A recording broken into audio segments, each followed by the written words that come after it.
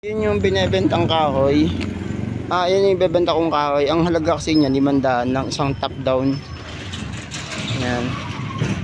Tapos dapat lang yung bawa ganito kahabang kahoy na yan. Yan. Ati mo sa gitna yan.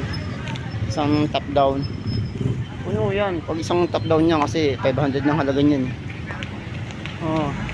Isang punong top down na sakyan na tricycle. 500 ng halaga nun. Sa mga bentahan sa mga Lucena City sa may gawa ng yung isdang tinapa 500. Yun talaga yung fixed price na talaga 500. Pero hindi sila bumibili ng ganito kahabang kahoy. Yan ganito. Yan, hindi sila bumibili ng ganyan. Kailangan puputulin pa sa gitna. Yan. So that's it.